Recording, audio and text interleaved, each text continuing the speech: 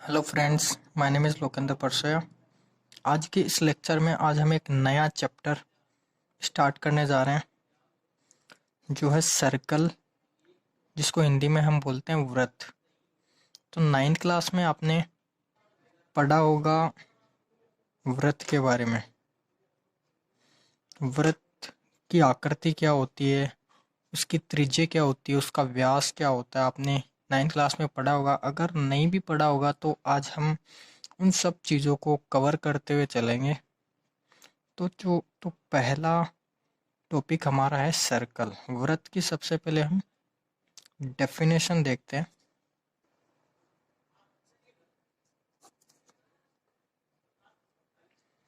यह एक ऐसे बिंदुओं का बिंदुपथ होता है जिनकी एक निश्चित बिंदु से दूरियां समान होती है।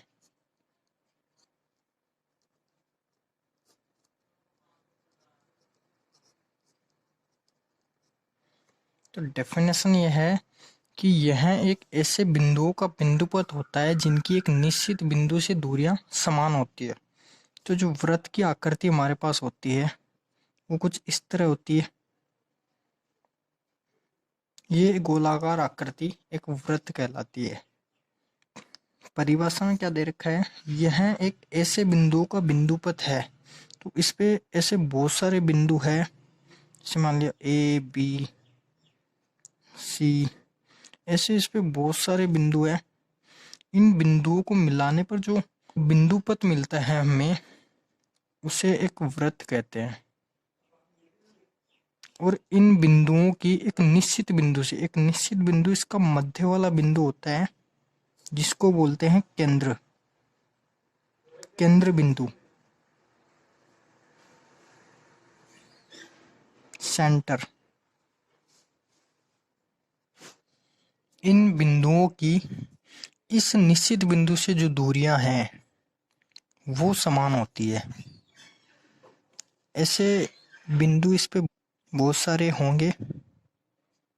अनंत बिंदु इस वृत्त पे हम ले सकते हैं। ठीक है, इसको केंद्र बिंदु को मैं मान लेता हूँ ओ है,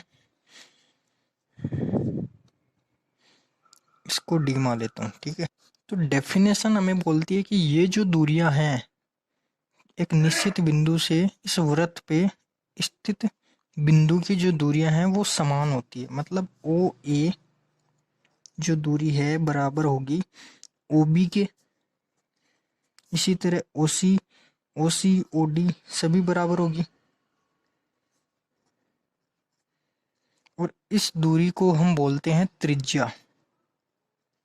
इसको आर से भी हम लिखते हैं। और इस दूरी को ए ओ डी, इस दूरी को हम बोलते हैं व्यास। ए ओ डी होगा व्यास।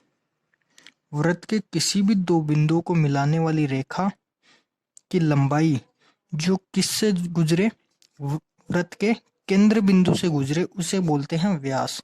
और व्यास की लंबाई कितनी होती है, ये एक त्रिज्या और ये भी एक त्रिज्या हो गई। ओ ए और ओ डी त्रिज्या है, तो दो, इसकी लेंथ हो गई आर है और इसकी लेंथ ये भी आर है। तो ए ओ डी हमारे पास कितना आया, 2r। तो व्यास की लंबाई होगी वो होगी 2r। अब हम बात करते हैं, ये जो बाउंड्री हमारे पास होती है वृत्त की, इन बिंदुओं को मिलाने पर जो बिंदुपथ हमें मिलता है, इसको हम बोलते हैं परिधि, सरकमफेरेंस, जिसकी लंबाई होती है 2πr। और अब मैं अगर पूछूं आपको कि ये हमें कोई वृत्त दे रखा है और ये कोई इसका व्यास है, केंद्र बिंदु से जा रहा है, ये ए पॉइंट हो गया, ये बी पॉइंट हो गया। ये व्यास इस वृत्त को दो समान भागों में विभाजित कर रहा है। ठीक है, तो अब मैं पूछूं कि ये जो बाउंड्री है ए, इसको मैं सी मान लेता हूँ, ए सी बी, इसकी लंबाई कितनी होगी, ए सी बी, इसकी लंबाई मेरे पास कितनी होगी। तो पूरी परिधि की लंबाई हमें कितनी पता होती है, 2 पाई आर। तो आधी की मैं निकालूंगा ACB, आधी बाउंड्री की मैं लंबाई निकालूंगा तो 2 पाई आर की आधी हो जाएगी। तो 2 पाई आर की आधी मतलब 2 से भाग दे दूंगा तो मेरे पास आएगा पाई आर। और यही लंबाई किसकी होगी, ये पॉइंट मान लेता हूँ मैं AD, ADB, ADB भी पाई आर होगा।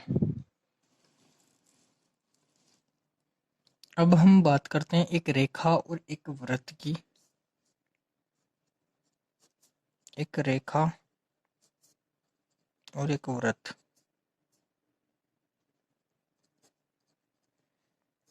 इनमें क्या क्या रिलेशन हो सकता है, क्या क्या केसेस हो सकते हैं। तो पहला केस हम पढ़ते हैं। मान लो ये कोई वृत्त हमारे पास है और जो रेखा है हमारे पास AB वो इस तरह से है।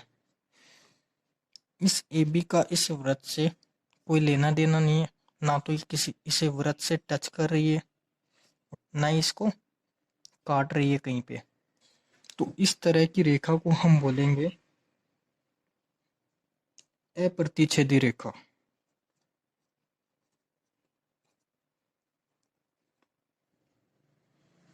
दूसरा केस हमारे पास आता है, ये कोई वृत्त है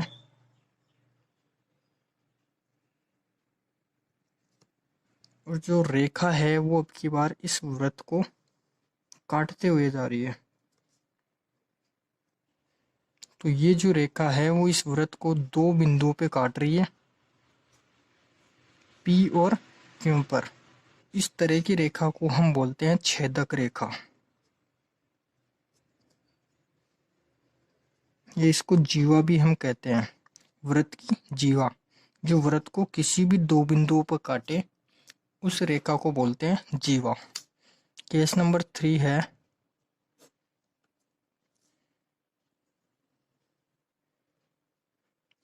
अब जो रेखा है AB वो इस वृत्त को केवल एक बिंदु पे टच करती हुई जा रही है, ना इसको काट रही है कहीं पे, वृत्त के 2 बिंदु पे नहीं काट रही है, ये केवल एक बिंदु को टच करते हुए जा रही है। और इस बिंदु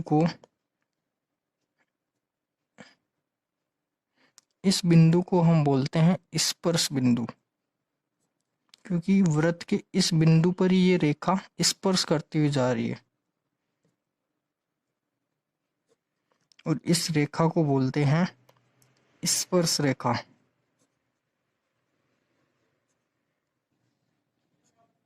अब हमारे पास क्वेश्चन आता है कि इस स्पर्श बिंदु पर ऐसी कितनी स्पर्श रेखाएं खींच सकते हैं हम, एक या अनंत या 2, कितनी। तो नोट यहाँ पे हम लिखते हैं,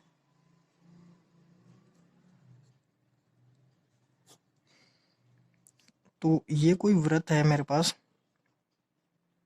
और इसका जो स्पर्श बिंदु है वो ये है। तो हमें पूछा है कि ये जो स्पर्श बिंदु है इस पे मैं कितनी स्पर्श रेखाएं खींच सकता हूँ।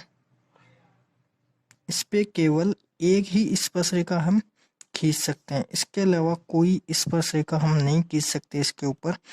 क्योंकि अगर हम अब इस पे स्पर्श रेखा खींचने जाएंगे तो ये जो रेखा आएगी वो इस वृत्त को कहीं ना कहीं काटती हुई निकलेगी।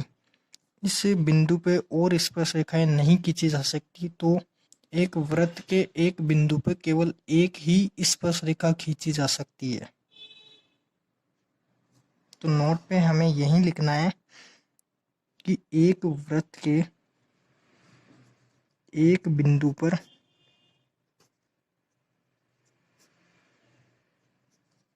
केवल एक ही स्पर्श रेखा खींची जा सकती है।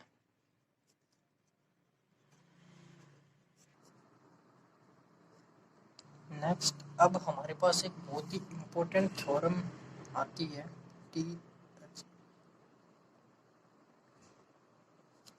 प्रमेय नंबर 1। ये बहुत ही इम्पोर्टेंट प्रमेय है। प्रमेय क्या है, देखो, वृत्त के किसी बिंदु पर स्पर्श रेखा स्पर्श बिंदु से जाने वाली त्रिज्या पर लंब होती है।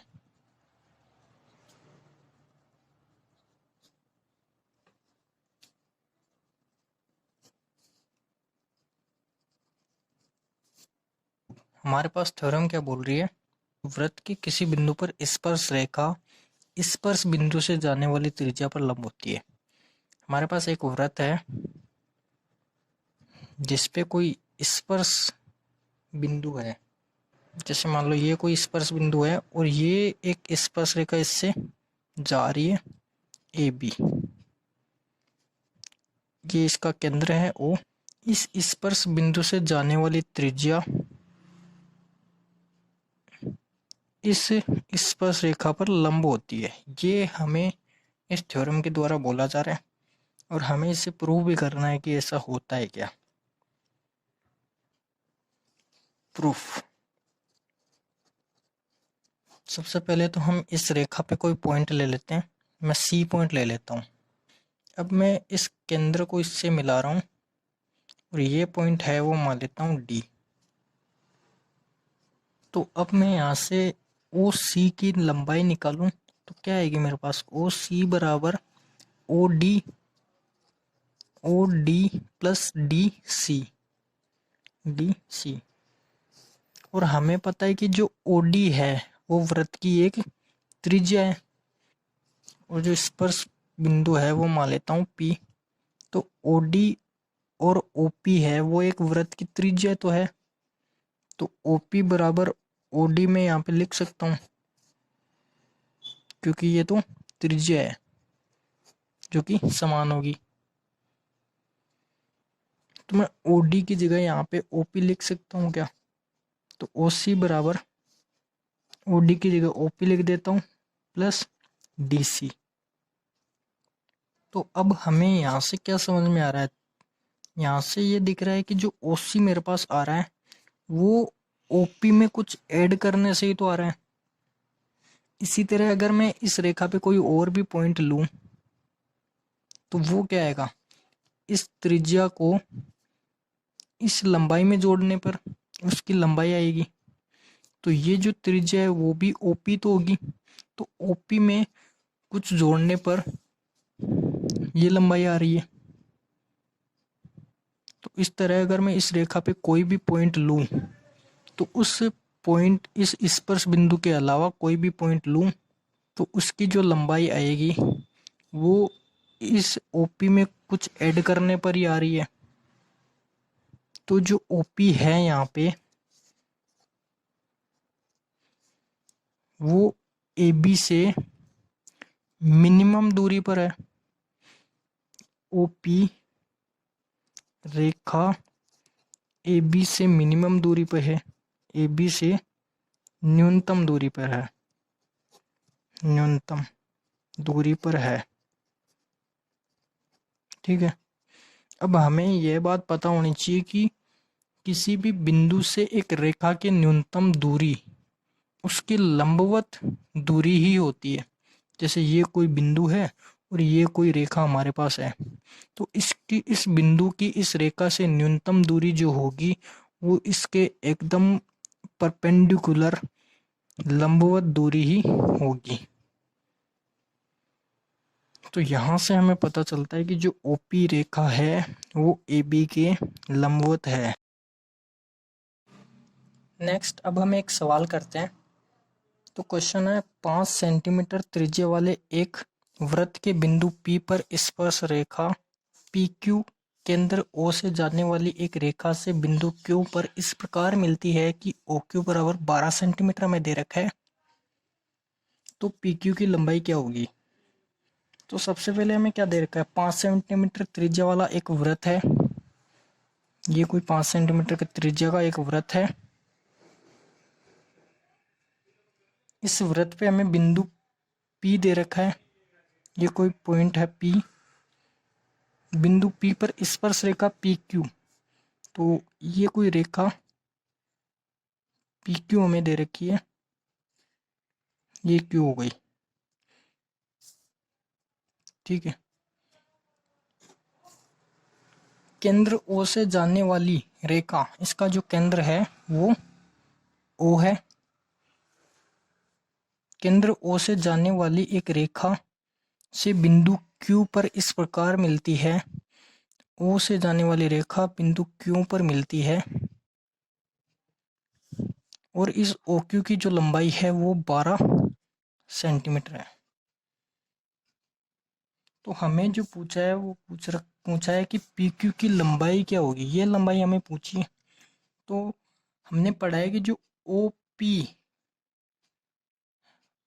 जो है वो इस पी क्यू के लंबवत होगी, क्योंकि स्पर्श रेखा त्रिज्या के लंबवत होती है स्पर्श बिंदु पे। तो जो ओपी है, तो मैं इसको अलग से एक डायग्राम बना लेता हूँ। तो मेरे पास जो आ रहा है वो इस तरह से कुछ त्रिभुज बन रहा है। इस ये है ओपी, ये ओ है, ये क्यू है और ये है पी। ये पी क्यू के लंबवत है ओपी। तो अब ये हमारे पास एक समकोण त्रिभुज बन रहा है। तो समकोण त्रिभुज के लिए हम क्या कर सकते हैं, पाइथागोरस प्रमेय लगा सकते हैं। तो पाइथागोरस प्रमेय क्या होती है, कर्ण का स्क्वायर। तो ओ क्यू का स्क्वायर बराबर लंब स्क्वायर पी ओ का स्क्वायर प्लस पी क्यू का स्क्वायर। ठीक है। और ओपी हमें क्या दे रखा है, त्रिज्या। ओपी है त्रिज्या, और त्रिज्या कितनी है, 5 सेंटीमीटर। और ओ क्यू जो है वो है 12 सेंटीमीटर। तो अब हम इसमें रखते हैं। तो ओपी के कितना है हमारे पास, 5 सेंटीमीटर, 5 का स्क्वायर प्लस पी क्यू हमें निकालना है। तो पी क्यू का स्क्वायर, और जो ओ क्यू है वो है 12 सेंटीमीटर, तो 12 का स्क्वायर हो जाएगा। ठीक है। अभी हम यहाँ से पी क्यू निकाल लेंगे। 12 का स्क्वायर, 5 का स्क्वायर को हम लेफ्ट हैंड साइड में लेके आएंगे। तो आगे हम इसको सोल्व करते हैं। तो हमारे पास जो आता है वो ये है, 12 का स्क्वायर जो है वो 144 माइनस 5 का स्क्वायर 25। तो पी क्यू स्क्वायर हमारे पास आया 144 में से 25 निकालेंगे तो हमारे पास बचेगा 119। तो पी क्यू हमारे पास आएगा, वो आएगा रूट 119। स्क्वायर हटा देंगे तो उस पर रूट लग जाएगा। तो ये हमारे पास आंसर हो गया जो ऑप्शन नंबर डी में हमें दे रखा है। अब यहाँ पे हम इस वीडियो को समाप्त करते हैं।